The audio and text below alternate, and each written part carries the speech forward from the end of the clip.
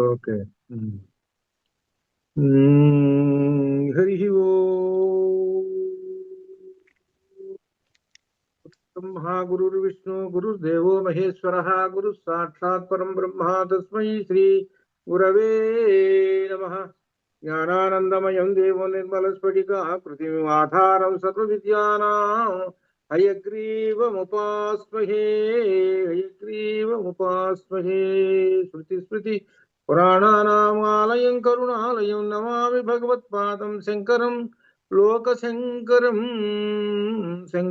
లోకశంకరం స్వరదిందు వికాసమందః అసాస్వరదిందీవరలోచనాభిరామాం అరవింద సమాన సుందరాస్యాం అరవిందాసన సుందరీం ఉపాసే. శారదా శారదాంభోజ వదనా వదనాంబుజే సర్వదా సర్వదా అస్మాకం సన్నిధిం క్రియాతు. హరి ఓం. శన్నో మిత్రస్యం వరుణః శన్నో భవత్పర్యమా శన్న ఇంద్రో బృహస్పతిః శన్నో విష్ణురుక్రమః. నమో బ్రహ్మణే నమస్తే వాయో త్వమేవం ప్రత్యక్షం బ్రహ్మాసి త్వామేవం ప్రత్యక్షం బ్రహ్మ వదిష్యామి అమృతం వదిష్యామి సత్యం వదిష్యామి తన్మామవతు తద్వక్తారం అవతు మాం అవతు వక్తారం. ఓం శాంతి శాంతి శుభయాతు. యజుర్వేద తైత్తిరీయం ఉపనిషత్తు అధ్యయనం చేస్తున్నాం. ఇందులో 9 అనువాకాలు మొదటి భాగంలో ఉన్న మొదటి 9 అనువాకాలు పూర్తయినాయి. ఇందులో ప్రధానంగా మనకు ఓంకారం గురించి వచ్చింది. ఓంకారం, ఆ ఓంకారోపాసనలో ముఖ్యంగా ప్రస్తుత కాలంలో చెప్పుకునేటువంటి ఓకే అనేటువంటి స్థానంలో ఓం అని చెప్పాలి. ఆ ఓం అని చెప్పినప్పుడే వాళ్ళు ఓంకారోపాసనలో ఉన్నారని అర్థం. అది అంటే ఇప్పుడు మనం ఏదైనా విషయం వచ్చింది, నేను పోస్ట్ పెట్టాను అనుకోండి, వాళ్ళు సమ్మతము అవునండి అని చెప్పాలనుకోండి, అప్పుడు ఓం అని పెడితే దాని యొక్క అర్థం అది. ఇది వేదపరంగా చెప్పేటువంటిది. ఇది వేదకాలంలో యజ్ఞ యాగాదులు చేసేటప్పుడు ఈ ఋత్విక్కులు వాళ్ళ యొక్క అనుమతిని వాళ్ళకి అవును అని చెప్పాలి వస్తుంది. ఒక మంత్రం దగ్గర అవును అని చెప్పాల్సి వస్తుంది, ఓం అంటారు. అట్లా ఈ విధంగా ఈ యజ్ఞయాగాదులు కృతులు చేసేటప్పుడు ఇంకా విశేషం ఏంటంటే, ఏ దాన ధర్మాలు చేసేటప్పుడు కూడా ఓం అని చెప్పాలి. ఓం తత్ సదితి మనకు భగవద్గీతలో కూడా వచ్చింది, ఓం అని చెప్పాలి. ఈ ఓం అనేటువంటి పరబ్రహ్మ వాచకము అది అర్థం అనమాట. ఓం అని అన్నాడు అని అంటుంటే పరబ్రహ్మాన్ని స్మరిస్తున్నాడు అని అర్థం అనమాట అది. కాబట్టి ఓం అనేటువంటి పదాన్ని, ఈ వాచకాన్ని చెప్పాలి. అందుకనే గీతలో కూడా గిరామస్మి ఏకమక్షరం అని చెప్పాడు. గిరాం అంటే వాక్కులు ఎన్నో ఉన్నాయండి, చెప్పలేని వాక్కులు, వేద వాక్కులు ఏమిటి, అన్ని శాస్త్రవాక్యాలు అన్నీ ఉన్నాయి. వాటన్నిటిలో గల్లా అత్యుత్తమైనటువంటి శ్రేష్టమైనటువంటి వాక్కు ఏమిటి అని అంటే ఓం. అది ఈ ఓం అనేటువంటి వాక్కు అది. కాబట్టి ఓంకారోపాసన చేయాలి. మనం ప్రారంభించేటప్పుడు ఏదైనా ఏది అర్చన సంబంధించింది కానీ, యజ్ఞయాగాది కృతువులు కానీ, ఉపన్యాసాలు కానీ ఎప్పుడైనా సరే ఓం తోటే ప్రారంభించాలి, చివరికి ఓం తోటే పూర్తి చేయాలి. అందుకనే మనం ఓం శాంతి శాంతి, మనకు మొట్టమొదట దేవతా నమస్కారం చేసి ఓం అని చెప్తాం. మొట్టమొదట హరి ఓం అక్కడ వస్తుంది, దేవతా నమస్కారం హరి ఓం. మనం అర్చన చేసేటప్పుడు కూడా కూర్చునేటప్పుడు ఈ దీపారాధన చేయగానే హరి ఓం అనాలి. అని తర్వాత ఇక మన కార్యక్రమం అంతా చేసేసుకోవాలి. అంతా అయిపోయింది. సరిపోయిన తర్వాత చివరి ఓం శాంతి శాంతి అయిపోయింది. కాబట్టి ఓం తోటి ప్రారంభం చేసి ఓం తోటి పూర్తి చేయాలి. ఇది మనకి వేద పరంగా చెప్పేటువంటి విధానం, ఇది చేయాల్సినటువంటి విధానం, ఇది వేదంలో చెప్పినటువంటిది. కానీ చాలా మంది ఈ ఓమును మాత్రం మర్చిపోతున్నారు. అవసరమైతే ఓమును ఉపయోగించుకోవటం, అంటే అష్టోత్తరాలు ఇవన్నీ చేసినప్పుడు ఓం ప్రకృతి అని చెబుతుంటారు కదా, అప్పుడు చెబుతున్నారు అంతే. అది కాదు, ప్రారంభంలోనే ఓం తోటే ప్రారంభం అవుతుంది. అందుకనే మనకు మొట్టమొదటి ఈ శృతి ఉన్నది చూసే, ఇది అందరూ ధారణ చేయండి అని చెప్పారు. ఏమిటి? హరి ఓం శన్నో మిత్రస్యం వరుణః శన్నో భవత్వర్యమా శన్న ఇంద్రో బృహస్పతి శన్నో విష్ణురుక్రమః నమో బ్రహ్మణే నమస్తే వాయో త్వమేవం ప్రత్యక్షం బ్రహ్మాసి త్వామేవం ప్రత్యక్షం బ్రహ్మ వదిష్యామి ఋతం వదిష్యామి సత్యం వదిష్యామి తన్మామవతు తద్వక్తారం అవతు అవతు మాం అవతు వక్తారం. ఓం శాంతి శాంతి. ఇలా చేశాడు. చేసిన తర్వాత ఇక అప్పుడు మామూలుగా ఇక మనం లలిత కానీ పారాయణ కానీ అర్చనలు కానీ ఏమైనా సరే అన్ని అది అనమాట. ఇది అసలు విధానం, ఇది చెప్పారు. ఇది అలా చేయాలన్నమాట. అలా ఈ విధంగా మనం ఓంకార ఉపాసన గురించి అధ్యయనం చేశాం. చేసిన తర్వాత ఇక 10వ అనువాకంలోకి వస్తున్నాం. ఈ 10వ అనువాకంలో ఏం చెబుతున్నాడంటే సర్వజ్ఞత్వము అనేటువంటిది నిన్న మనం చెప్పుకున్న సర్వజ్ఞత్వము అని అంటే ఒక 6 లక్షణాలు చెప్పుకున్నాం. సర్వజ్ఞత్వం, పరమాత్మకి సర్వజ్ఞత్వ లక్షణాలు. ఆ సర్వజ్ఞ అనేటువంటిది కూడా వస్తున్నది దీనిలో విశేషించి ఒక విషయం చెబుతున్నాడు. దీనిలో అసలు మూలం ఏంటంటే అన్నిటికీ వేదమే మూలం అనేటువంటిది ఒకటి నేర్చుకోవాలి, తెలుసుకోవాలి మనకు ఏదైనా ఒక విషయానికి. ఇప్పుడు ఉపనిషత్తులు ఉన్నాయి, ఉపనిషత్తులు వేదములు ఇవన్నీ ఒక భాగము, దానిలోంచి వచ్చినట్టు సారము భగవద్గీత. అనగా భగవద్గీతలో చెప్పినట్టు విషయాన్ని మనం సంపూర్ణంగా అర్థం చేసుకోవాలంటే దానికి మూలమైనటువంటి ఉపనిషత్తుని అధ్యయనం చేయాలి. అప్పుడు మూలాలు తెలుస్తాయి. ఇది ఇక్కడ అందుకని అనమాట. అది ఇక్కడ దీనిలో ఒక విశేషం చెబుతున్నాడు. ఆ మూలం ఏమిటో ఒక విశేషం వస్తున్నది 10వ అనువాకంలో వస్తుంది అనమాట. ఏమిటంటే అహం వృక్షస్య రేరివా, అహం నేను, వృక్షస్య సంసారమడే వృక్షమునకు, రేరివా రేరివన్ అంతర్యామిగా, ప్రేరకుడును నేనేను. ఇక్కడ నేనే అంటే పరమాత్మ అని అర్థం. ఇక్కడ సంసార వృక్షము అనేటువంటి మాట ఎక్కడొచ్చింది? ఇంతగాని ఇప్పుడే చెప్పుకున్నాం, ఉపనిషత్తుల సారం భగవద్గీత అని చెప్పుకున్నాం. ఈ సంసార వృక్షం అనే దాంతో ఆ భగవద్గీతలో అధ్యాయం ప్రారంభమవుతుంది. 15వ అధ్యాయం. అది రైట్. అది 15వ అధ్యాయంలో అధశ్చోర్ధ్వం. అది అక్కడ వింత అయినటువంటి వృక్షం ఉన్నదండి. ఆ వృక్షం ఏమిటంటే వేళ్ళేమో పైకి ఉంటాయి, చెవి ఇదంతా కింద తలకిందులుగా ఉంటుందని. ఏది ఆ వృక్షాన్ని యొక్క అర్థం అనమాట. ఏది దీనిలో 15వ అధ్యాయంలో మొట్టమొదట ఒక 2 శ్లోకాల్లో ఆ సంసార వృక్షాన్ని గురించి వివరించారు. అటువంటి సంసార వృక్షాన్ని ఖండించాలంటే అప్పుడు ఏం కావాలంటే కుఠారము కావాలి. కుఠారం అంటే గొడ్డలి. గొడ్డలి అంటే ఎటువంటి కుఠారం అంటే జ్ఞాన కుఠారం అది అని మనకు అంతవరకు అక్కడ చెప్పాడు. ఇక్కడ మనకు భగవద్గీతలో 15వ అధ్యాయంలో ప్రారంభంలో చెప్పాడు. అలా జ్ఞాన కుఠారంతో ఖండించేస్తే పరమాత్మ నీకు కనబడతాడు అని చెబుతున్నాడు. అయితే ఇక్కడ చెబుతున్నది ఏంటంటే ఆ సంసార వృక్షమునకు మూలమును నేనేను అని చెబుతున్నాడు. ఈ సంసారం అనే వృక్షానికి ప్రేరకుడను నేనేను. ఇంకా విశేషం ఏమిటి? కీర్తి గిరేహి. కీర్తి గిరేహి అంటే పృష్ఠం అనగా దేనికి అంటే పృష్ఠం గిరేరివా గిరేరివా గిరేహి పృష్ఠం జనః కీర్తి పర్వత శిఖరాగ్రమ వలె నేను ఉన్నాను. పర్వత శిఖరాగ్రమ వలె గిరేరివా. గిరిహి అంటే పర్వతం అని ఇక్కడ అర్థం. పర్వతము వలె నేను ఎలా ఉన్నానమాట? పర్వత శిఖరాగ్రమ వలె ఉన్నాను నేను. ఏమిటి? సంసార వృక్షము ఎవరు? ఆ పరమాత్మయే. ఇది చెప్పడం చివరికి. కొండ మాదిరిగా ఉన్నాడండి అది సంసార వృక్షం అనేటువంటి దానికి ఆ పరమాత్మ.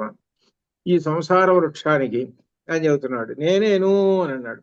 ఊర్ధ్వ పవిత్ర, పరమాత్మ వలె పవిత్రత స్వరూపుడిని. పరమాత్మ వలె నేను స్వరూపుడిని అంటే ఎవరు నేనంటే పరమాత్మ, నేను పవిత్రుడను ఆ వృక్షము అని చెబుతున్నాడు ఇక్కడ. ఇంకా విషయం వాజినీవా, వాజిని ఇవ, ఇలా ఇవ జనః సూర్యునితో ఉండు దాని వలె స్వమృతం అస్మి, విశుద్ధమైన ఆత్మతత్వమును కూడా నేనే. ఒకటి సంసార వృక్షాన్ని నేను, ఆత్మతత్వాన్ని కూడా నేనేను.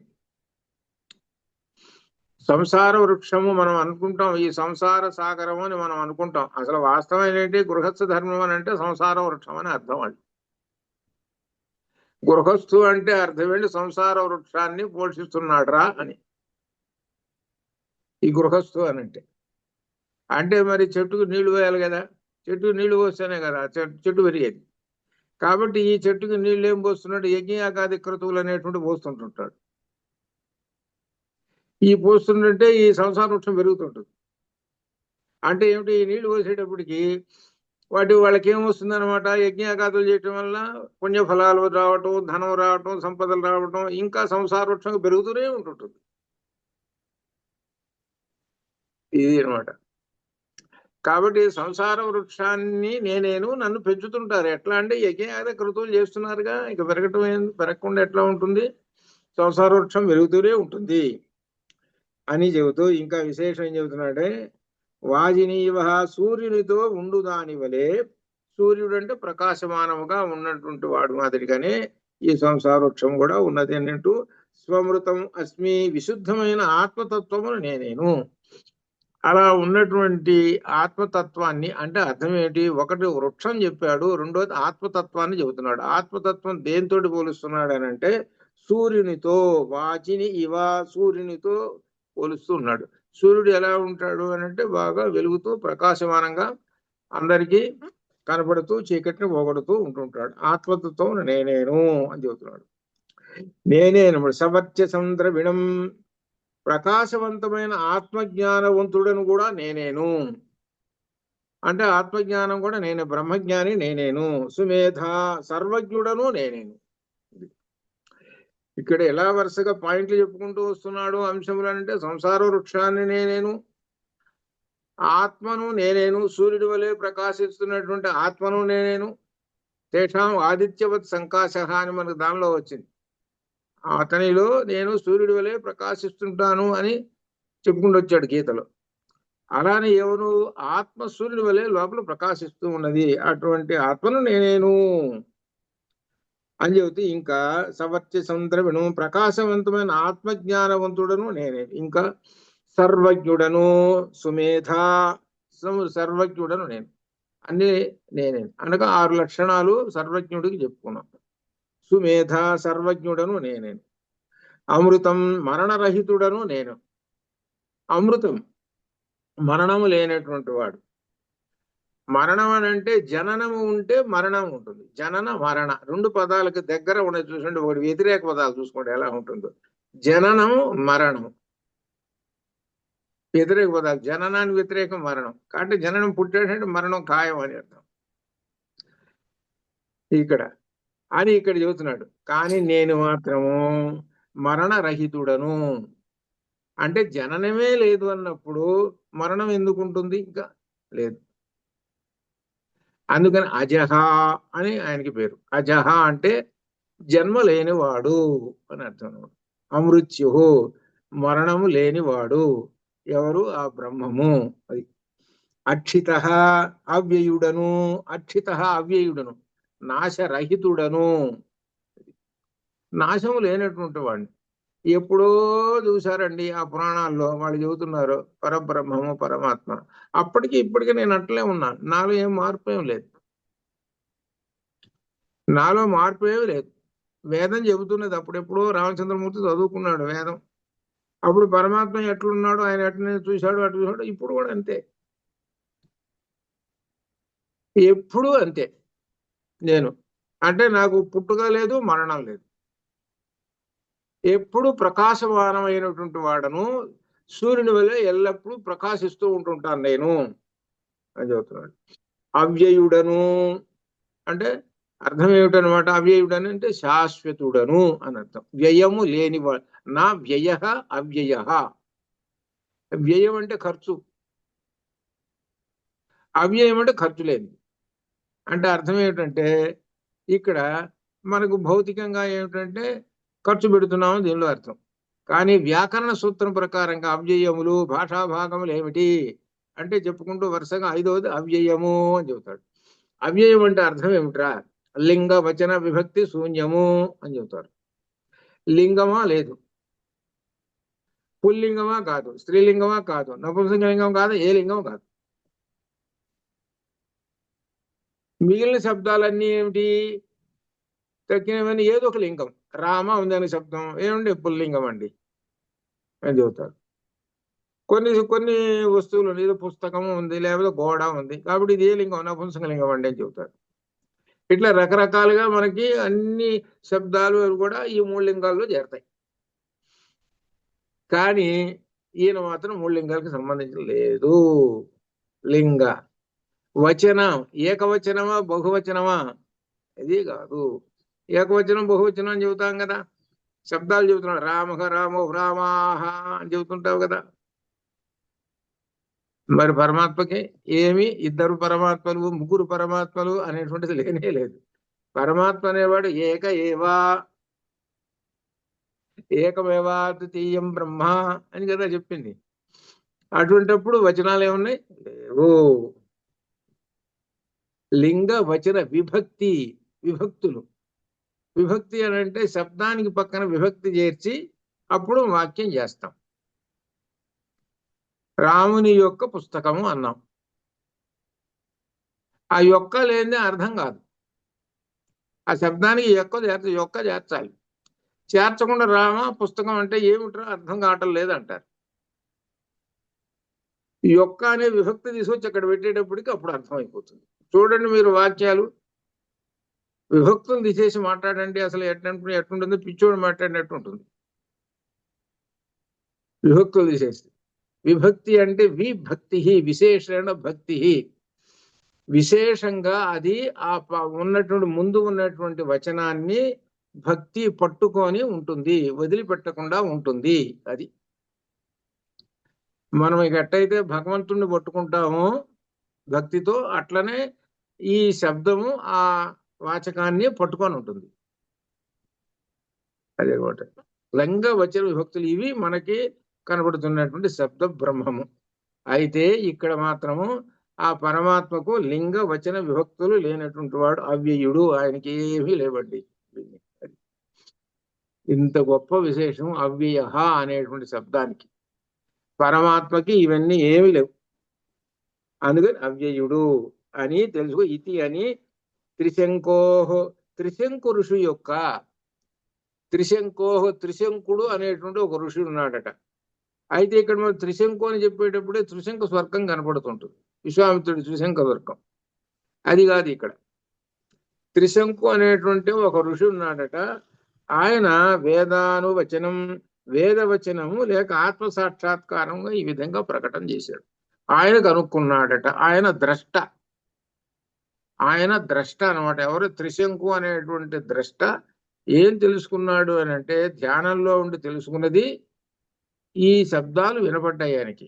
అఖం వృక్షస్య రేరివా కీర్తి పృష్టం గిరేరివా, ఇవన్నీ ఆ శబ్దాలన్నీ ఆయన ధ్యానంలో ఉండి గ్రహించాడు. ఈ ధ్యానంలో ఉన్నటువంటి గ్రహించినటువంటి ఈ శబ్దములు అన్ని ఏమిటంటే పరమాత్మ యొక్క గురించి చెప్పేటువంటివి అని చెబుతున్నాడు. ఆయనే పరమాత్మయే సూర్యుని వలె ప్రకాశిస్తూ ఉన్నాడు అని చెబుతున్నాడు. అట్లా అటువంటి ఆ పరమాత్మను గురించి ఇక్కడ విశేషంగా చెబుతున్నాడు. చిన్న అంశములే, కొద్ది విశేషాలే చెప్పాడు, కానీ గొప్ప అర్థముతోటి సూక్ష్మంగా పరమాత్మను గురించి చెప్పాడు. పరమాత్మ సూర్యుని వలె ప్రకాశిస్తున్నాడు, అవ్యయుడు అని చెప్పాడు. అవ్యయుడు అని చెప్పాడు. ఇంకా విశేషమైన ప్రకాశవంతమైన ఆత్మజ్ఞానము, ఆత్మజ్ఞానవంతుడు, సర్వజ్ఞుడు, ఇన్ని శబ్దాలు చెప్పాడు. వీటిని ఆధారంగా చేసుకొని మనకు లలితలో కొన్ని మాటలు, అలానే విష్ణు సహస్రనామాల్లో కొన్ని నామాలు వచ్చాయి. అది కాబట్టి ఇవన్నిటికి మూలం ఏమిటి? వేదము తెలుసుకోవాలి. ఆ వేదం నుంచే ఇవన్నీ వచ్చేసి. కాబట్టి ఈ అనువాకంలో మనం తెలుసుకున్నటువంటి విశేషం ఏమిటంటే, ఈ చరాచర జగత్తు అనేటువంటి వృక్షమునకు అంతర్యామిగా ఉన్నది నేనేను. ఈ వృక్షాన్ని ప్రేరేపిస్తున్నది, పోషిస్తున్నది నేనేను అని అర్థం. సంసారం అనే వృక్షం, సంసారం అనే వృక్షానికి ఏమిటంటే మొట్టమొదటి వివాహం అనేటువంటిది లేకపోతే సంసార వృక్షం ఎక్కడి నుంచి వస్తుంది? అది కాబట్టి ప్రేరేపించేది ఎవరు? నేనేను సంసార వృక్షాన్ని. అది దాన్ని పోషిస్తున్నది ఎవరు? నేనేను. నేను ఎవరిని అనంటే సూర్యుడి వలె ప్రకాశిస్తున్న వాడను. నేను ఎటువంటి వాడను అనంటే నేను అతి పవిత్రుడను. నేనే ఆత్మజ్ఞుడను. నేనే సర్వజ్ఞుడను. నేనే మరణ రహితుడను. నేనే శాశ్వతుడను, అవ్యయుడను అని ఈ విధంగా ఆ పరమాత్మని గురించి తెలుసుకున్నటువంటి మహర్షి పేరు త్రిశంకు. ఆ త్రిశంకు అనేటువంటి ఋషి ఈ విధంగా బ్రహ్మ సాక్షాత్కారాన్ని పొంది శిష్యులకు ఉపదేశించాడు అన్నమాట. ఇది ఇక్కడ మనం ఏం తెలుసుకోవచ్చు అనంటే ఈ వేదాలు ఎవరు రాయలేదంటే తెలుసుకోవచ్చు. ఇప్పుడు ఆయన ఎట్లా అనంటే ధ్యానంలో ఉండి గ్రహించినటువంటి విషయం ఇది. ఆ గ్రహించినటువంటి విషయాన్ని శిష్యులకు చెప్పాడు. క్రమక్రమంగా శృతి. శృతి అంటే అర్థం చెవు ద్వారా. గురువు గారు శిష్యుడు చెబితే శిష్యుడు వెంటనే దాన్ని ధారణ చేసేస్తాడు. ధారణ చేసి మళ్ళీ వెంటనే చెప్పేస్తాడు. ఇట్లా అనమాట. ఇట్లా ఈ విధంగా ఎన్నో మంత్రాలు గురువు శిష్యుడు చెబితే ఆ శిష్యుడు ధారణ చేసి మళ్ళీ ఆ శిష్యుడు గురువై తాను శిష్యులకు అట్లా పరంపరగా వస్తున్నాయి. కాబట్టి వీటిని శృతులు అన్నారు. వీటికి మూలం ఏమిటి? శృతి. ఆ చెవు బాగా పనిచేస్తుండాలి. అదనమాట. అది అని ఈ విధంగా మనకు ఇందులో పరమాత్మను గురించి చెప్పినటువంటి విశేషములు. మీకు ఎప్పుడైనా సరే పరమాత్మని గురించి చెప్పండి, ఏమిటి వేదంలో ఏమున్నాయి అని అంటే ఇక్కడ ఈ చాప్టర్ తీసుకోండి. సంసార వృక్షస్య, సంసార వృక్షమునకు ఎవరు మూలము? ఆయనేను. కాబట్టి అసంసార వృక్షములో అంతర్యామి ఎవరు? ఆయనేను. పరమాత్మ అయిన అంతర్యామి. అట్లా ఈ విధంగా బ్రహ్మమును గురించి కొన్ని లక్షణాలు చెప్పేశారు ఇక్కడ. ఇక చెప్పిన తర్వాత అయిపోయింది చదువు. గురువు గారు చెప్పాడు. మొట్టమొదటి నుంచి ఓంకారం ప్రారంభించాడు. ఓంకారం బ్రహ్మం అన్నాడు. ఓంకారం గురించి చెప్పారు. ఓంకారం అనేటువంటి సమ్మతితోటి చెప్పాలి. ఇప్పుడు ప్రస్తుతంలో ఓకే అన్నట్టుగానే సమ్మతిని తెలియజేయటానికి ఓంకారము అని ఈ విధంగా చెప్పి ఆ ఓంకార స్వరూపమైన బ్రహ్మము ఎటువంటి వాడనంటే సంసార వృక్షమునకు అంతర్యామి, సూర్యుని వలె ప్రకాశిస్తున్నవాడు, ఆత్మవంతుడు, సర్వజ్ఞుడు, అవ్యయుడు, మరణరహితుడు, జననాము లేనివాడు అంటే అజహ. ఇన్ని లక్షణాలు ఉన్నటువంటి ఆ బ్రహ్మమును గురించి గురువు గారు శిష్యుడికి చెప్పేశాడు. ఈ శిష్యుడు 12 సంవత్సరాలు చదువుకున్నాడు. ఏంటి చదువుకున్నది? వేదం. ఏం వేదం చదువుకున్నాడు? కృష్ణ యజుర్వేదం. ఇది ఇది కృష్ణ యజుర్వేదం. ఈ కృష్ణ యజుర్వేదం 12 సంవత్సరాలు గురువు గారి దగ్గర చదువుకున్నాడు. అయిపోయింది. ఒక్కొక్క వేదం 12 సంవత్సరాలు ఉంటుంది. 12 సంవత్సరాలు చదివితే 12 4 48 సంవత్సరాలు ఉండాలి గురువు గారి దగ్గర. 4 వేదాలు చదువుకోవాలంటే ప్రాచీన కాలంలో. అందుకని ఎట్లా ఉండేవాళ్ళు అనంటే మీకు సంస్కృత సాహిత్య చదువుకుంటుంటే తెలుస్తుంది. ఏమిటంటే అప్పుడు ప్రస్తుత కాలంలో మనకు ఉన్నాయి చూడండి స్కూల్స్ పేర్లు. ఒక్కొక్క డిఫరెంట్ స్కూల్స్ పేరు ఉంటాయి, కానీ అక్కడ చెప్పే సబ్జెక్ట్ ఒకటే, టెక్స్ట్ బుక్ ఒకటే, కానీ హెడ్డింగ్ స్కూల్ పేరు వేరే ఉంటుంది. దాని కమిటీ దానికి ఇదంతా వేరే వేరుగా ఉంటాయి. గవర్నమెంట్ స్కూల్స్ రకరకాలు ఉన్నాయి కదా, మీరు చూస్తున్నారు కదా. ఇది అట్లనే ప్రాచీన కాలంలో స్కూల్స్ ఉన్నాయి. ఏమిటంటే స్కూల్స్, ఉదాహరణకి పిప్పలాద మహర్షి ఉన్నాడు అనుకోండి, ఆయన ఒక స్కూల్ పెట్టుకున్నాడు. ఆయన ఒక స్కూల్ పెట్టుకుని ఆయన ఏం చదువుతుంటాడు? కృష్ణ యజుర్వేదం చదువుతుంటాడు. దాన్ని ఏమంటారంటే పిప్పలాద మహర్షి చెప్పేటువంటి యజుర్వేద స్కూలు. అది ఇంకొక ఆయన ఇంకొకటి అధర్ ఋగ్వేదం చెబుతున్నాడు ఒక ఆయన. ఆయన పేరుతోటి ఒక స్కూల్ పేరు పెట్టుకున్నాడు. ఆ స్కూళ్ళ పేరుతోటి, ఆ ఋషుల పేరుతోటి ఇప్పుడు చాలా శాఖలు మనకు సంస్కృత సాహిత్యంలో కనపడుతుంటాయి. ప్రాణాయనీయ శాఖ ఋగ్వేదానికి. ఇంకా చాలా ఉన్నాయి. నేను ఇచ్చిన పరిజ్ఞానం పుస్తకంలో ఉన్నాయి శాఖల పేర్లు. ఆ పుస్తకంలో ఒకసారి రెఫర్ చేసుకోండి దానిలో. అలా ఉండేవి అనమాట. అప్పుడు ఈ విద్యార్థులు ఉపనయనం చేసి ఈ విద్యార్థికి పంపించేవాళ్ళు అక్కడ గురువు గారి దగ్గరికి.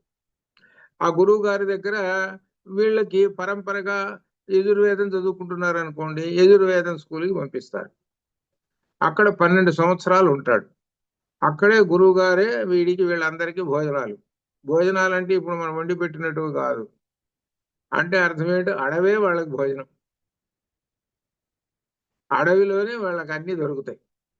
ఇట్లా ఈ విధంగా 12 సంవత్సరాలు కాగానే చదువు అయిపోగానే గురువు గారు ఏం చెబుతాడు అనమాట, నువ్వు ఇంటికి వెళ్ళరా అని ఒక స్నాతకోత్సవం చేస్తాడు. స్నాతకము అంటే స్నానం. ఈ ఏమిటనమాట, దీన్ని ఆ విద్య పూర్తి అయిన తర్వాత ఆయనకి చెబుతాడు అనమాట, శిష్యులందరికీ చెబుతాడు, మీరు ఇంటికి వెళ్ళవచ్చు, తర్వాత కార్యక్రమం ఏమి చేయాలో నేను చెప్తాను.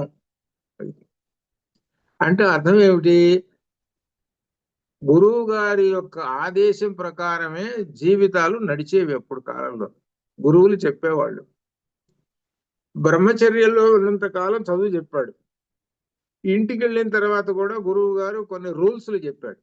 రూల్స్ అండ్ రెగ్యులేషన్స్ అంటుంటాను చూడండి, అవన్నీ చెప్పాడు. వాటిని పాటించాలి. ఇప్పుడు రాబోయేది అదే ముఖ్యమైనది, 11వ అనువాకము. ఇది అందరూ ధారణ చేయండి. ఇది ధర్మాలు చెబుతున్నాడు. ఈ ధర్మాలు ఏ విధంగా ఉన్నాయో చూడండి. గురువు గారు చెబుతున్నాడు, అందరికీ, విద్యార్థులందరికీ చెబుతున్నాడు. మొట్టమొదటి 11వ అనువాకంలో చెబుతున్నాడు ఏమిటో, వేదమనోచ్య ఆచార్య అంతేవాసినం అనుశాస్తి. వేదం చదువుకున్నాడు ఆచార్యుడి దగ్గర. ఆ సందర్భంలో అంతేవాసిన అంటే శిష్యులు, ఆ శిష్యులను అనుశాస్తి శాసించుతున్నాడు. ఇక్కడ జాగ్రత్తగా అర్థం చేసుకోవాలి. ఏమిటంటే గురువు గారు ఏ మాట చెప్పాడో అది శాస్త్రవచనం, అంటే తప్పనిసరిగా చేసి తీరవలను, అంతే, దానికి తిరుగులేదు. అది గురువు గారు ఏ మాట చెప్పాడో అది శాస్త్రవచనము, అది అనుశాస్తి, అందులో శాసించుతున్నాడు ఈ వాక్కులతో. అందుకని మనకు గీతలో కూడా శిష్యస్థేహం శాధిమాం ప్రపన్నం అన్నాడు. శాధిమాం మాం, నన్ను శాసించుము అని చెప్పాడు. అది గురువు శిష్యుడు అంటే శాసింపబడువాడు. గురువు గారు ఏం చెబితే అది. గురువు గారు ఏం చెప్పాడు, యజ్ఞాన్ని రక్షించరా, రాక్షసులు వస్తారు, యజ్ఞాన్ని రక్షించు, రాక్షస సంహారం చేయి అని చెప్పాడు రామచంద్రమూర్తికి. సరేనండి అన్నాడు. రాక్షస సంహారం చేశాడు, అయిపోయింది. గురువు గారి దగ్గరికి వెళ్ళి, ఏమండు గురువు గారు, మీరు చెప్పినట్టుగా రాక్షస సంహారం చేశానండి అని చెప్పాల. ఇదే ఇక్కడ విశేషం, గొప్ప విషయం. రామాయణంలో ఉన్నటువంటి ఈ విషయం ఇక్కడ వస్తుంది. ఏం చేశారు అనమాట, రామలక్ష్మణులు ఇద్దరు ఆ విశ్వామిత్రుడి దగ్గరికి వెళ్ళి చేతులు పెట్టుకొని నిలబడి, అయ్యా మేమిద్దరము మీకు కింకరులము, ఇంకా ఏం చేయమంటారో చెప్పండి, చేస్తాం. ఇది ఇక్కడ జాగ్రత్తగా అర్థం చేసుకోండి. విశ్వామిత్రుడి దగ్గరికి వెళ్ళి, మేము రాక్షసుల్ని చంపేసేసామండి, మీరు చంపమన్నారు, మొత్తం చంపేసేసామండి, చూసుకోండి, ఆ మాట అలా అంటే అహంకారం. వీళ్ళిద్దరు ఏం చేశారు, చేతులు పెట్టుకొని నిలబడి, ఏమో మేమిద్దరము తవ కింకరో, నీకు కింకరులము, సేవకులము. కింకర అంటే కింకరోతి, ఇది కింకర, ఏమి చెబితే అది చేసేటువంటి వాడిని కింకర అంటారు. కాబట్టి మీరు ఏమి చెబితే అది చేసేటువంటి వాళ్ళము అని చేతులు పెట్టుకొని నిలబడి, మేము నీ యొక్క కింకరులము, ఆజ్ఞాపించండి అన్నారు. చూసారా ఇక్కడ ఎంతటి అర్థం ఉందో. ఇదే మనకు రామాయణంలో వేదార్థములను ఉంటాయి. అందుకని వేద్యే పరే పుంసి జాతే దశరథాత్మజే అని చెప్పింది. అందుకే వేదంలో చెప్పినటువంటి ఏ అంశములు అయితే ఉన్నాయో వాటన్నిటిని ఆచరిస్తూ రామచంద్రమూర్తి చూపించాడు అని చెప్పడం అదే అర్థం. అది ఇక్కడ ఉన్నది ఇక్కడ. అది అనగా గురువు గారి చేత శాసింపబడేటువంటి వాడు శిష్యుడు, అది అర్థం. నేను మీకు కింకరులము, మేమిద్దరము శాసించండి అన్నారు, అంతే. ఆ చెప్పడంలో ఎంత గొప్ప విశేషం చూసారా అది అని అక్కడ రామాయణంలో ఉన్నది. కాబట్టి రామాయణంలో చెప్పినటువంటి విషయానికి మూలం ఏమిటి ఇక్కడ ఉన్నది. గురువు గారు శిష్యులను శాసిస్తున్నాడు, అది అర్థం.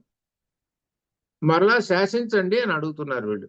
ఎవరు? రామలక్ష్మణులు ఒకసారి శాసించారు కదా చంపండిరానని. శాసించండి, మీరేమి చెబితే అది చేస్తాం, ఇది ఇట్లా ఉండాలి సేవకుడు యొక్క లక్షణం అది అని ఇప్పుడు చెబుతూ ఇక ప్రారంభం చేస్తున్నాడు. ధర్మాలు ఎన్ని ధర్మాలు వస్తాయో చూసుకోండి. సుమారు ఒక 40 ఏమో వస్తాయి ధర్మాలు దీనిలో. మొట్టమొదటి ధర్మం సత్యం వద. ఎవడో రాసేట గోడ మీద సత్యం వద. మరి మీకు ఎప్పుడు చూశారు లేదు, కొన్ని స్కూళ్లలో చూసా. సత్యం వద ధర్మం చర అని ఉన్నది. ఎవడో ఉండి కొండగాడు ఏం చేశాడు తెలిసిన, వద ఉంటే దాకి కింద ఒత్తు పెట్టాడు.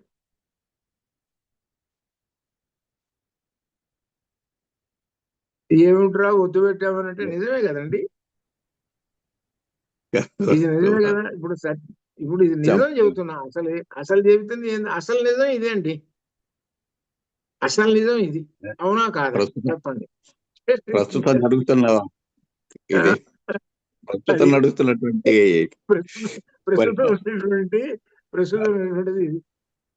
అట్లే ధర్మం చర అంటే, ధర్మం చర అంటే మామూలు చర అనేటువంటిది సంస్కృత ధాతువు, ఇది క్రియాపదం. చర అనేటువంటిది విధిలింగులో వచ్చేటువంటి చర. వీడేం చేసి తెలుగు పదం చేశాడు. తెలుగు పదం చేసి చాకియత్వం పెట్టి చెరసాల ఉంటుంది చూశారు, జైలు. చెర అంటే జైల్లో పెట్టడం. ధర్మాన్ని తీసుకెళ్లే జైల్లో పెట్టాడు, సత్యాన్నేమో వధిస్తున్నాడు. ఇది ఇప్పుడు ఉన్నటువంటిది. ఈ రెండు జరుగుతుంది. సత్యం వధ, ధర్మం చెర తెలుగు పదం అక్కడ. ఇలా ఉన్నది ప్రస్తుత కాలంలో ఉన్నట్టు. ధర్మాన్ని జైల్లో పెట్టారు, సత్యాన్ని వధిస్తున్నారు. ఎంతటి విచిత్రం కనబడుతుందో చూడండి. మనకి ఇవి ధర్మాలను పట్టుకొని సమాజంలో ఎలా నడుస్తున్నారు ఏమిటో చూడండి. ఎంతటి అజ్ఞానంతో ఉన్నారో చూసుకోండి. అజ్ఞానం ఒకటి, అహంకారం ఒకటి. మనం అదే చెప్పాం. అహంకారానికి 2 పుత్రులు ఉన్నారు, కుమారులు. వాళ్ళు ఎవరనంటే అజ్ఞానం ఒకడు, మూర్ఘత్వం ఒకడు, ఇంకొకడు. ఇది అజ్ఞానము మూర్ఘత్వం, ఇది ఈ 2 మాత్రమే. అది ఎట్లా ఉన్నారు అన్నిట్లో. అందుకనే సత్యం వద ధర్మం చర. జాగ్రత్త పడుకో. చెర అని పొరపాటు ఈ పలకటంలో తెలుగు పదం బలికారా మొత్తం పోతుంది, లేనిపోయిన పాపం తెచ్చుకున్నట్టు అవుతారు. ధర్మం చర, చరధాతువు. చరతి చరత చరంతి, చరసి చరధ చరధ, చరామి చరావహ, నాతి చరామి వచ్చింది దానిలో. ఆ పెళ్ళెప్పుడు చెప్పిస్తారు, పెళ్లి కొడుకు పెళ్లి కూతురు చేత ముఖ్యమైన మంత్రం ఇదే, నాతి చరామి. ఆయన మంత్రం అంతా ఆయన చెబుతాడు. చెప్పిన తర్వాత అనంటరా, నాతి చరామి, వీటిని అతిక్రమించి నేను ప్రవర్తించను అని అర్థం. అది సత్యాన్ని వెలుగుతాను, ధర్మాన్ని ఆచరిస్తాను అని ధర్మం చర, ధర్మాన్ని విధిగా చెబుతున్నాడు. తప్పనిసరిగా ధర్మాన్ని నువ్వు పాటించి తీరాలి. అలానే సత్యం వద అనేటువంటి కూడా విధి ప్రకారంగా చెబుతున్నాడు. అందుట్లో వద, వదతి, వదత, వదంతి అది క్రియాపదం. 2 క్రియాపదాలు వేశాడు ఇక్కడ. ఇవి శాసిస్తున్నాడు ఈ క్రియాపదాలతోటి చెబుతూ. ఇంకా 2 చెప్పాడు, ఇక 3వ మాట చెబుతున్నాడు. 3వ ధర్మం స్వాధ్యాయాన్మా ప్రమదః. స్వాధ్యాయం అంటే ప్రతిరోజు వేద అధ్యయనము చేసి తీరుము, అది అర్థం. నువ్వు ఇక్కడ చదువుకున్న వేదం చదువుకున్నాను కదా, నాకు ఇంకెందుకులే ఇంటికి పోతున్నాను కదా అని అట్లా ఉండవా. ప్రతిరోజు ఉదయం పూట తప్పనిసరిగా 1 గంట సేపు 2 గంటల సేపు వేదాన్ని ప్రతిరోజు చదవాల్సిందేను. ఇది ధర్మం. అంటే ఏంటనమాట, ఇప్పుడు ప్రస్తుత కాలంలో ఉన్నారనుకోండి, ఏదో చదువుకుంటాడు, బిఏనో ఎంఏనో చదువుకొని వచ్చాడు, సర్టిఫికేట్ వచ్చేసింది అనుకోండి, వచ్చేసింది రాగానే ఉద్యోగం కోసం పరిగెత్తుంటాడు. ఉద్యోగం వచ్చింది అనుకోండి, ఉద్యోగం రాగానే సంసార వృక్షంలో పడతాడు. ఈ చదువుకున్న విద్యలో ఏవైతే విశేష జ్ఞానము ఇటువంటివి ఏమైనా ఉన్నాయనుకో, వాటన్నిటిని తీసుకెళ్లి కట్టకట్టి అవతల వారేస్తాడు. చదువుకున్నప్పుడు అనేకమైనటువంటి విజ్ఞానాలు నీతులు అవన్నీ అనేకమైనవి వచ్చినాయి వాళ్ళకి. చిన్నప్పటి నుంచి చదువుకుంటుంటారు వాళ్ళు. తప్పులెన్ను వారు తండోపతండములు ఉర్విజనులకెళ్ళ ఉండు తప్పు అని చదువుతుంటాడు వాడు. వాడికి ఎంత వయసు 7 ఏళ్ళు ఉన్నాయి, 6 ఏళ్ళు 7 ఏళ్ళు, వాడు 3వ తరగతి చదువుతున్నాడు. ఇంకా పెద్దవాడైన తర్వాత ఇంకా విశేషాలు చదువుతున్నాడు. ఇవన్నీ చదువుకున్నాడు, ఇంత విశేషం జ్ఞానం సంపాదించుకున్నాడు, అయిపోయింది. సంసార వృక్షంలో పడ్డాడు, వీటన్ని కట్టకట్ట అవతల వారేశాడు. అలా చెయ్యకుండా మీరు చదువుకున్నటువంటి విషయాన్ని అధ్యయనం చేస్తూ ఉండండి అని చెబుతున్నాడు. ప్రస్తుత కాలంలో ఏంటో అందరూ వదిలేశారుగా. మీరు చదువుకున్నటువంటివి, అప్పుడు చదువుకున్నటువంటి చెప్పుకున్నటువంటివి నీతి పద్యాలు ఏవైనా సరే, మంచి మంచి ధర్మాలకు సంబంధించినటువంటి ఇటువంటివన్నీ చదువుకున్నారుగా, ఇటువంటివన్నీ కూడా వదిలేశారు. వదిలేసేసి దేనిలో పడిపోయినారు? సంసార వృక్షము, సంసారం అనే దీనిలో పడిపోయి దృష్టి దేని మీద ఉన్నది? ధన సంపాదన మీద ఉన్నది. ఇది అర్థం. ధన సంపాదన కూడా ఎట్లా ఉన్నది? మితమా? మితం అనేటువంటిది లేదు, పోతూనే ఉండటం, ఇంకా అదే పని, రెండోది విశేషం ఏం లేదు. ఏది మర్చిపోయినావా అంటే జ్ఞానం, నువ్వు లోగడ చదువుకున్న జ్ఞానాన్ని మర్చిపోయినావు. అది అలా మర్చిపోకుండా మీరు ఇంటికి వెళ్ళిన తర్వాత సంపాదించినటువంటి జ్ఞానాన్ని పునః పునః మరలా మరలా జ్ఞాపకం చేసుకుంటూ అధ్యయనం చేయండి రా అని చెప్పాడు గురువు గారు. ఇంటికి వెళ్ళిన స్వాధ్యాయం చెయ్యండి అని చెప్పారు. చదువుకున్న వేద మంత్రాలను మళ్ళీ చదవండి రా అన్నాడు అని చెప్పి ఇంకొక ధర్మం చెబుతున్నాడు. ఆచార్యాయ ప్రియం ధనమాకృత్య ప్రజాతంత్వం మా వ్యవచ్చేసి. ఆచార్యాయ గురువు గారి కొరకు ప్రియం ధనమాకృత్య ధనమును తీసుకొచ్చి, ప్రియమైన ధనాన్ని తీసుకొచ్చి ఇవ్వాలి. అంటే అర్థం ఏమిటంటే, ఇక్కడ ఒక విశేషం ఉంది. గురువు గారి దగ్గర చదువుకున్నారండి. గురువు గారి దగ్గర చదువుకున్న తర్వాత శిష్యులు ఏమంటారండి, ఏమంటే గురుదక్షిణ ఏమేమంటారండి అని అంటారు. అంటే గురువు గారు ఏం చెబుతాడంటే, ఆయనకి ఏమైనా అవసరం ఉంటే ఎవరే అవి తీసుకొచ్చి ఇవ్వండిరా అని చెబుతారు. అవసరాలు ఏమీ లేవనుకోండి, అవసరం లేదురా నాకు ఇప్పుడు ఏం అవసరం లేదు, శుభ్రంగా ఇంటికి వెళ్ళిపోండి అని చెబుతాడు. ఇది గురువు గారు ప్రాచీన కాలంలో, వేద కాలంలో జరుగుతున్నటువంటి విషయం.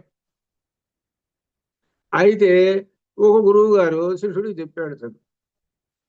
అలా అందరికీ శిష్యులుగా వెళ్ళి చెప్పేశారు. అందరూ ఏం చేశారు?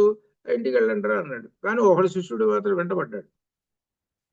గురువు గారు వెంటబడి, గురువు గారు మీకు ఏం కోరుకోండి తీసుకొచ్చిస్తానండి అన్నాడు. అక్కర్లేదురా, ఇంటికి పోరా శుభ్రంగా అన్నాడు. మళ్ళీ వెంటబడ్డాడు, విసిగిస్తున్నాడు. విసిగిస్తుంటే గురువు గారు ఏమన్నాడంటే, ఏరా ఎంతసేపు మనుడు పోవటం లేదు, ఇస్తానంటున్నా, ఏమి ఇస్తామని అనుకున్నావు? నా దగ్గర 14 విద్యలు చదువుకున్నావు, చతుర్దశ విద్యలు చదువుకున్నావు, 14 విద్యలు, 14 కోట్ల డబ్బులు తీసుకురాపో. చిల్లి కావలేదు వీడి దగ్గర, 14 కోట్లు తీసుకురాపోరా అన్నాడు.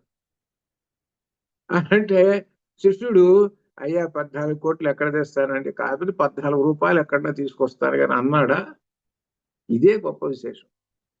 14 కోట్లే సంపాదించడే, అదేం మాటలు అనుకున్నారా ఏటండి గురువుగారు? ఏటండి మీరు అడిగేది కూడా? గురువుగారు అర్థంగా ఉండాలి. ఆ గురువుగారు మరి శిష్యుడు అంటున్నాడు, గురువుగారు చెబుతున్నాడు.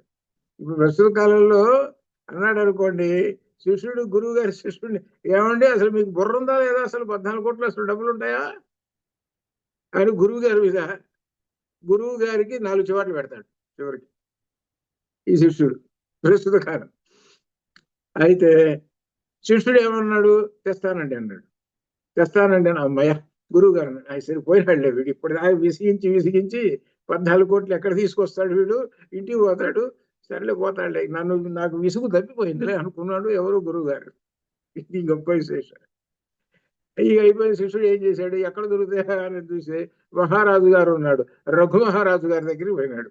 ఎవరు, రాముడి కన్నా 20 తరాల ముందున్నాడు ఆయన, రఘు మహారాజు అని. ఆయన దగ్గరికి పోయినాడు. ఆయన దగ్గరికి పోయేటప్పటికి ఆయన ఏం చేశాడు, అప్పటికి యజ్ఞం చేసి చిల్లి గవ్వగోడు లేకుండా మొత్తం అంత దానం చేసి పారేశాడు. ఈయన అనుకున్నాడు రఘుమహారాజు గారి దగ్గర 14 కోట్లు ఇస్తాడు కదా అని అనుకుంటే, చిల్లి గవ్వగోడు లేకుండా అంత దానం చేసి కూర్చున్నాడు, ఇంకేమి ఇస్తాడులే అని అనుకొని, అయ్యా రాజుగారు నా కోరిక ఇక్కడ నెరవేరదులేండి, వెళ్ళిపోతానులేండి, ఇంకో రాజుగారిని పట్టుకుంటానులేండి అన్నాడు. అని అంటే అదేమిటి, మా సూర్యవంశం వాళ్ళ దగ్గరకు వచ్చి వెనక్కి తిరిగిపోవడం అనేది లేదు, అసలు నీ కోరిక ఏంటో చెప్పేసి ఇచ్చేస్తానన్నాడు. అయ్యా ఇది జరిగింది, 14 కోట్లు.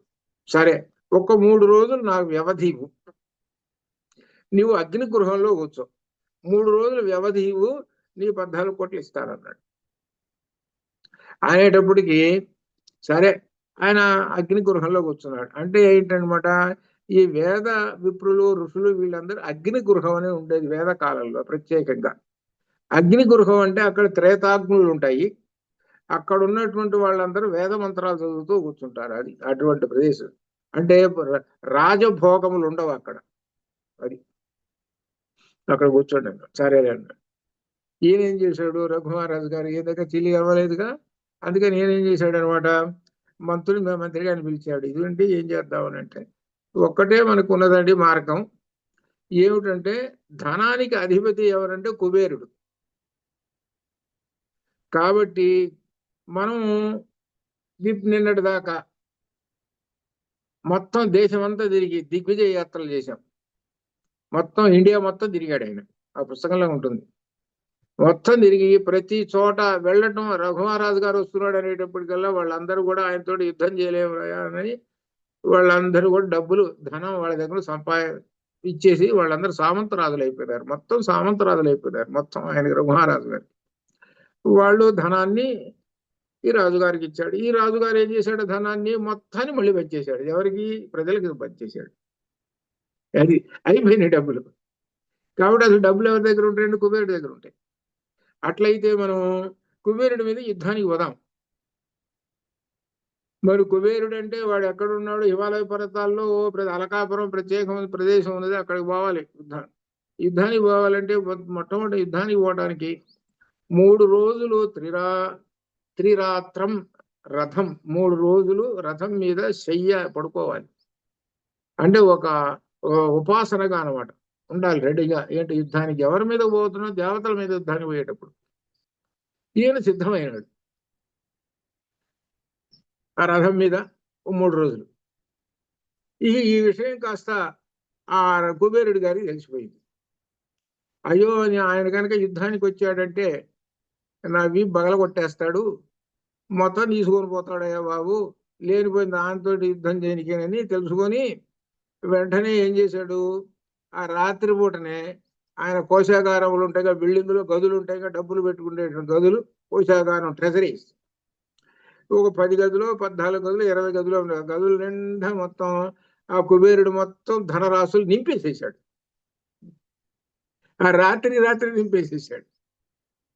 పొద్దున్నే ఆ సేవకులు వచ్చి రఘుమహారాజు గారి దగ్గరికి, అయ్యా ఆశ్చర్యం అండి, ఏమిట్రా ఆశ్చర్యం, ఏముందండి, మొత్తం నిండిపోయినాయండి అన్నాడు.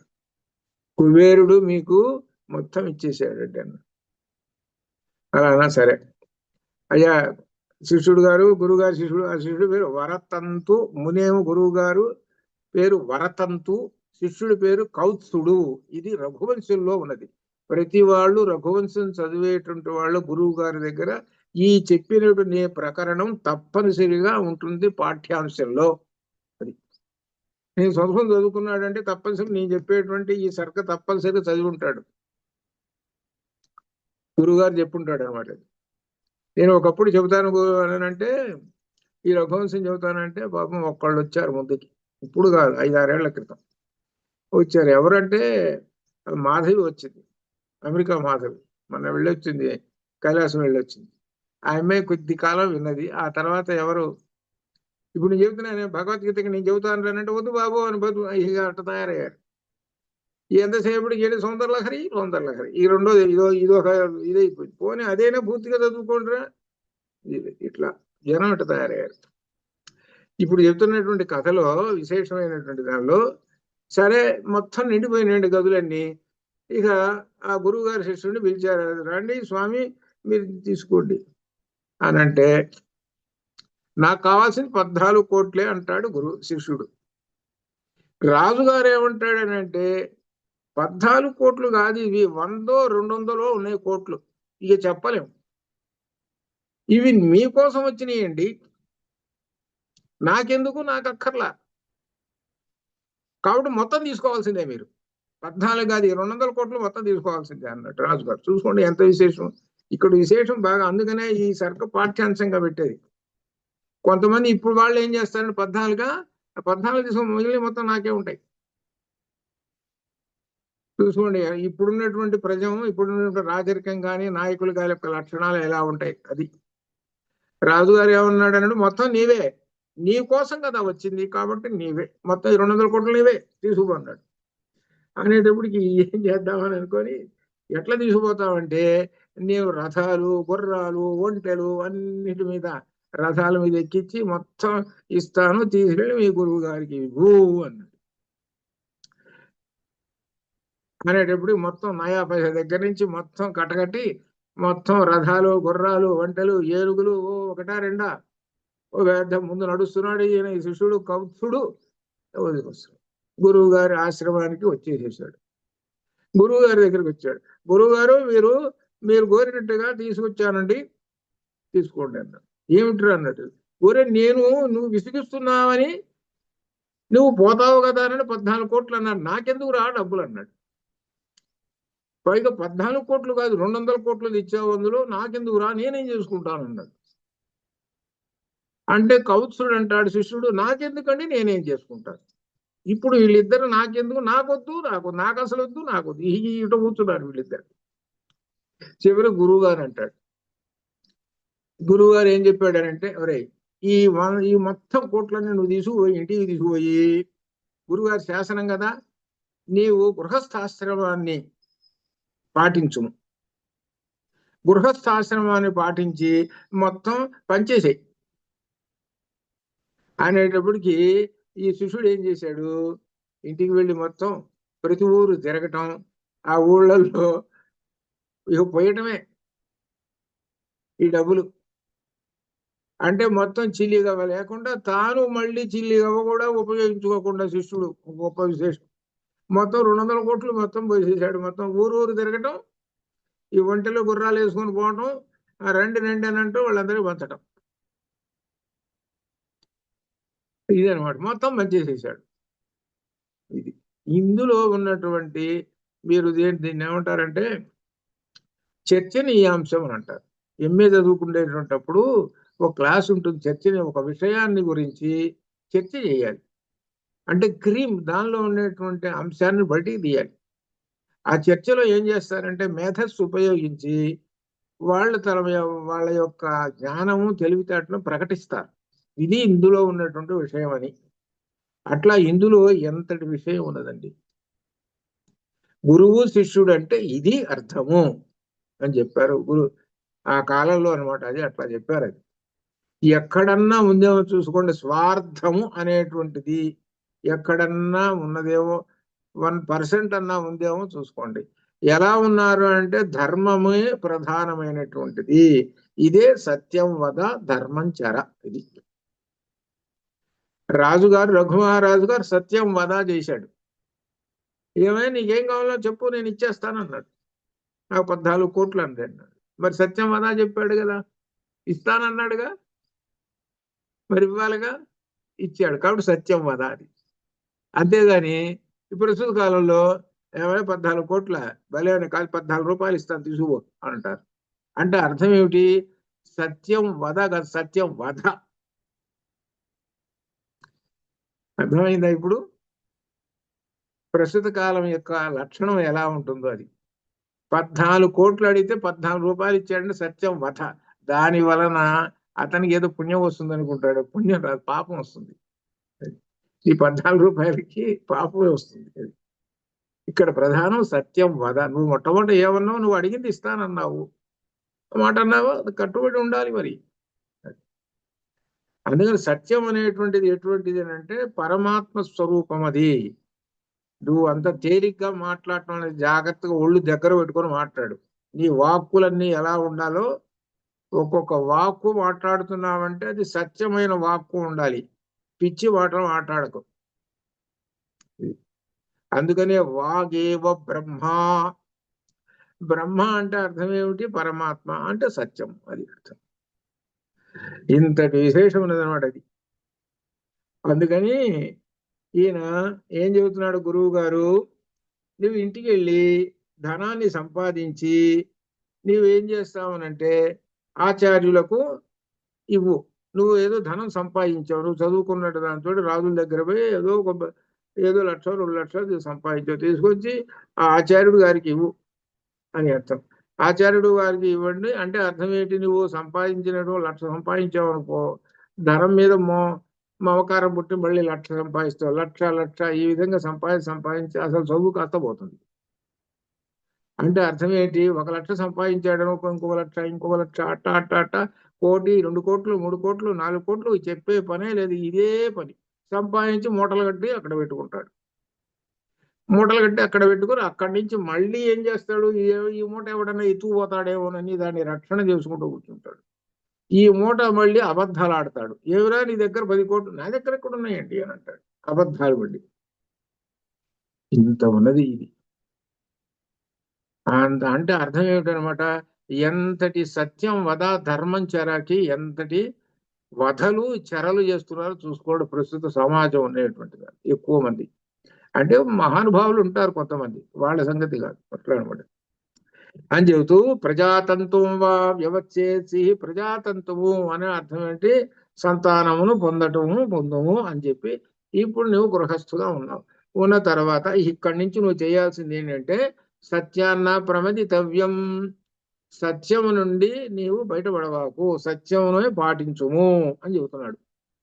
సత్యమునందు నీవు జాగరూకుడవై ఉండుము అని అర్థం అనమాట. అనగా సత్యము నుండి తొలగకుండా ఉండు, సత్య మార్గంలో ఉండు, అది అర్థం. నువ్వు సంసారంలో గృహస్థువై ఉండి సత్య మార్గంలో ఉండుము ఒకటి. ఆ పైన చెప్పినట్టుగా సత్యం వదకి నేను చెబుతున్నారు. సత్యం నా ప్రమతి. అలానే ధర్మానికి ధర్మాన్న ప్రమదితవ్యం. ధర్మ మార్గం నుండి తప్పుకోవాకు, సత్య మార్గం నుండి తప్పుకోవాకు, ధర్మ మార్గం నుండి తప్పుకోవాకు. సత్య ధర్మములు నీ ఇష్టం. దీన్ని అనుసరిపెట్టే భారతం వచ్చింది బయటికి. భారతం వచ్చింది అదే. భారతంలో అదే చెప్పారు. భారతంలో ఏం చెప్పాడనంటే సత్య ధర్మములను గురించి చెప్పాడు. ఈ సత్య ధర్మములు పరమాత్మ. సత్య ధర్మములు ఎవరైతే రక్షిస్తూ ఉంటారో, సత్య ధర్మాలను అనగా పాటిస్తూ ఉంటుంటారో వాళ్ళకి శుభములు జరుగుతాయి అని చెప్పాడు. అయితే ఇక్కడ సత్య ధర్మములను రక్షించేటువంటి శక్తి మనకి ఉంది. ఒక చోట మనకేం జరుగుతున్నది? అధర్మం జరుగుతున్నది. అధర్మాన్ని ఎదుర్కొనేటువంటి శక్తి మనకుంది. శక్తి లేనివాడు మెలకుడు కూర్చుంటాడు, చూస్తూ ఉంటాడు అంతే. అధర్మాన్ని ఎదుర్కొనేటువంటి శక్తి మనకున్నది. ఉన్నా కానీ చేతులు కట్టుకొని కూర్చున్నాడు. అప్పుడు ఏమవుతుందంటే నీకు పాపము సంభవిస్తుంది, అది అర్థం. ఇదే భారతంలో ఉంది. ఇద్దరు ఏం చేశారంటే ఎదురుగా అధర్మం జరుగుతుంటుంటే పండితులై ఉండి వేదం చదువుకున్న వాళ్ళు అయి ఉండి అందులో శక్తి సంపద అంటే మహాయోధులు వాళ్ళు ఇద్దరు ఉన్నారు భారతంలో. అంటే వాళ్ళని దేవతలు కూడా జయించలేరు. వాళ్ళు ధనుస్సు పట్టుకున్నారంటే దేవతలు కూడా జయించలేరు, వాళ్ళు రాలేరు. వాళ్ళిద్దరు ఎవరంటే ద్రోణాచార్యుడు, భీష్ముడు. వీళ్ళిద్దరూ కళ్ళప్ప చెప్పి చూస్తూ కూర్చున్నారు. అక్కడ అధర్మం జరుగుతుంటుంటే కళ్ళప్ప చెప్పి చూస్తూ కూర్చున్నారు. అందరి మాదిరిగా మెదలకుండా. దాని ప్రభావం అదే శ్రీకృష్ణుడు చెబుతాడు. సత్యధర్మములను రక్షించేటువంటి శక్తి కలిగి ఉండి కూడా నిర్లిప్తంగా ఏమీ చేయకుండా కూర్చుంటారో వాళ్ళకి పాపం సంభవిస్తుంది. అంత మాత్రాన సత్యధర్మములు అనేటువంటివి ఓడిపోతాయని అనుకుంటారేమో. సత్యధర్మాలు ఎప్పుడు ఓడిపోవు. మొట్టమొదట ఎలా ఉంటాయంటే ఓడిపోయినట్టుగా నీకు కనబడతాయి, ఓడిపోయినట్టుగా కనబడతాయి, కానీ అవి ఓడిపోవాలి. అవి ధర్మ సంస్థాపన చేసేటప్పుడు సింహం వలె విజృంభిస్తాయి. ఇదే రామాయణంలో ఉంది, ఇదే భారతంలో ఉంది. సత్యధర్మములను మీరు రక్షించలేదు కాబట్టి సత్యధర్మములు సింహం వలె విజృంభించి ధర్మ సంస్థాపన చేశాయి. ఇదే మనకు ధర్మచక్రంలో ఉన్న సింహాలు. అశోక ధర్మచక్రంలో సింహాలు ఉన్నాయి కదా. ధర్మ సంస్థాపనార్థాయ సంభవామి యుగే యుగే, ఇదే అర్థం. రామాయణంలో యుద్ధం అంత చదువుతుంటే మీరు ఒకసారి చెప్తున్నప్పుడు చూశారు కదా ఎలా ఉంటుందనంటే ఈ రోజుతోటి రాముడు ఓడిపోయినాడు అని అనిపిస్తుంది. కోతులని చచ్చిపోయినాయి, రామలక్ష్మణుడు నాగాస్త్రంతో బంధించి వదలబడ్డారు, అయిపోయింది యుద్ధం. ఓడిపోయింది ఎవరు? రాముడు ఓడిపోయినాడు. గెలిచింది ఎవరు? రాక్షసులు గెలిచారు. అప్పుడు ఎలా ఉంటుంది అంటే ధర్మం ఓడిపోయిందిరా అని అనుకుంటారు. కానీ ఇక్కడ ధర్మాన్ని రక్షించటానికి ఉన్నారు ఎవరు? సమర్థులైనటువంటి వాళ్ళు ఉన్నారు. ఎప్పుడైతే కోతులను చచ్చిపోయినాయో సంజీవుని పర్వతం కావాలి కాబట్టి పరమాత్మ ఉన్నాడు అక్కడ. హనుమాన్ శక్తి అంటే ఆయన సమర్థుడైనటువంటి వాడు. హనుమాన్ ఊరికి అట్టు చూస్తూ కూర్చున్నాడా? సంజీవుని పర్వతం తీసుకొచ్చాడు, అందరు బతికారు.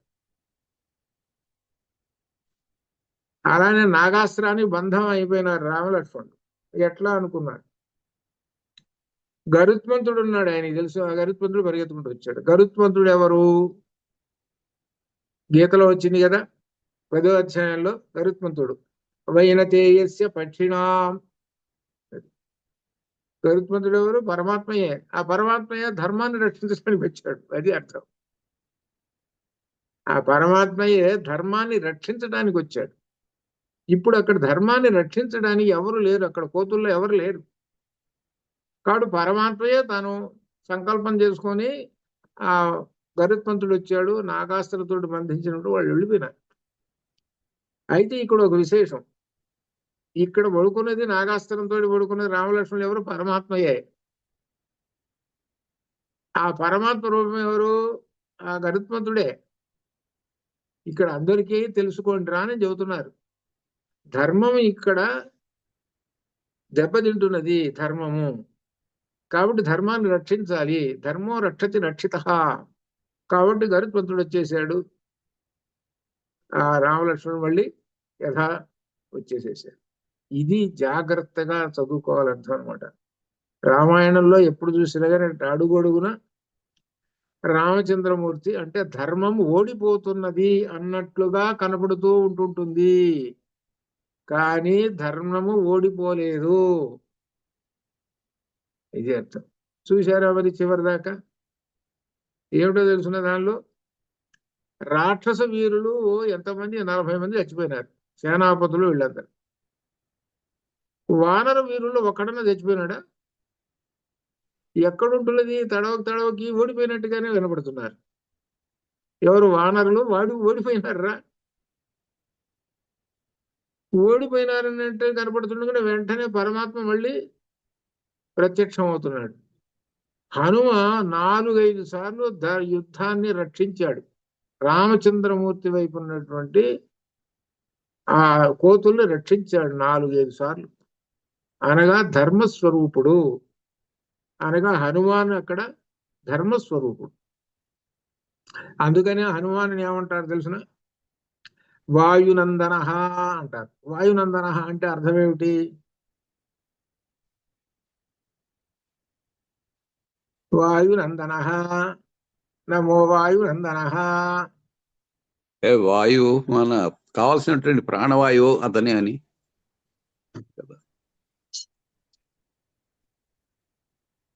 ఇక్కడ ఈ రహస్యం ఇది మీకు సుందరకాండ చెప్పేటప్పుడు కూడా చెప్పాను. ఇక్కడ ఇక్కడ ఏమిటంటే ఇక్కడ ఆంజనేయ స్వామి కూడా ఒకటి ఉంది, అది చూశారు కదా మీరు వచ్చినప్పుడు ఇటు చూశారు.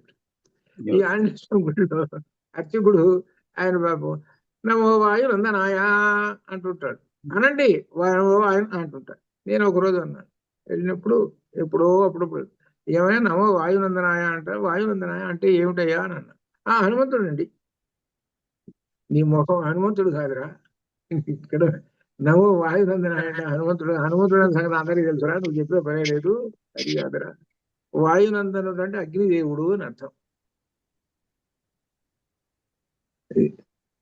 మనకు పంచభూతాలు వరుసగా చెప్పుకుంటూ వస్తూ వాయువులో నుంచి పుట్టినటువంటిది అగ్ని. ఇదే ఇక్కడ హనుమవగ్ని అని అనటానికి నీకు ఆధారం ఏమిటి? నువ్వు అన్నావు సరేనంటే ఆధారం ఏమిటి అని అంటే సుందరకాండలోనే ఉన్నది. సుందరకాండలోనే సీతాదేవి ఆంజనేయుని హనుమంతుని యొక్క అసలు రూపం చూద్దామని అనుకున్నది. చూద్దాం అనుకొని, ఏమిటా నువ్వు ఇంత ఏలేడంత లేవు, నువ్వు నన్ను తీసుకొని పోగలుగుతావా అని అనేటువంటి, నేనంటే ఏమనుకున్నారో తెలుసమ్మా, చూసుకున్న రూపం అన్నది. అక్కడ చూపించాడు. ఏమిటో తెలిసినది సుందరకాండలో ఉన్నటువంటిది ఇదనమాట, ఆ శ్లోకం దానిలో అనమాట. ఏమిటనంటే దానిలో విశేషమైనటువంటిది అగ్ని. అగ్ని జ్వాలలు అంటే ఇప్పుడు శరీరం ఉన్నది, శరీరం అనే ఒక బొమ్మ ఉన్నది అనుకో, ఆ ఆంజనేయ స్వామిలో మొత్తం ఆపాదమస్తం అగ్ని జ్వాలలు కనపడ్డాయి. మేరుమందర సంకాశౌ గొప్ప రూపాన్ని పొందాడు, పెద్ద రూపం. ఆ రూపంలో ఏమున్నది అంటే అగ్ని జ్వాలలు కనపడుతున్నాయి. అమ్మవారు చూసి అమ్మో అగ్నిదేవుడా ఈయన అనుకున్నాడు. అగ్నిదేవుడు ఎవరు అంటే వేదంలో ఋగ్వేదంలో చెప్పినటువంటి మొట్టమొదటి దేవుడు అగ్నిదేవుడు. అందుకని హనుమ అగ్నిదేవుడు కనుక హనుమను ఎటువంటి విషయ సుఖముల శబ్దం ఉన్నాయి చూశారు, అవి అంటుకో. అగ్నిని తాకాలి అనుకో భయం కదా, అందుకని ఈ దుష్ట గ్రహాలు కూడా ఏమీ తాకవు హనుమని. అంత గొప్ప విశేషాలు ఉన్నాయి. మేరుమందర సంకాశో ప్రభో దీప్త అనల ప్రభ, దీప్త అనల ప్రభ సుందరకాండలో ఉన్నది. అనల అంటే అగ్ని, అగ్ని కాంతులతో మేరుమందర పర్వతం అంత ఆకారంతో ఆయన కనపడుతూ ఉన్నాడు అమ్మవారికి. ఆయనలో అంత అగ్ని కాంతులు కనపడుతూ ఉన్నాయి, అమ్మవారు దర్శనం చేసుకుంది. అందుకని ఆంజనేయ స్వామి వారి ముందు దగ్గర ఆయనకి ఎటువంటి అపవిత్రాలు కానీ దుష్టగ్రహాలు కానీ రాక్షసులు కానీ ఎవరు చేరరు. ఎందుకనగా ఇప్పుడు అగ్ని కాలుతున్నది అనుకో, మన దగ్గర ఎవడు పోతాం, అయ్యో తగలబడతారో అని ఎవడు పోడు. అట్లనే రాక్షసులు అనేటువంటి వాళ్ళు అట్లా. అది అజ్ఞానం అనే చీకటిని పోగొట్టేది అగ్ని.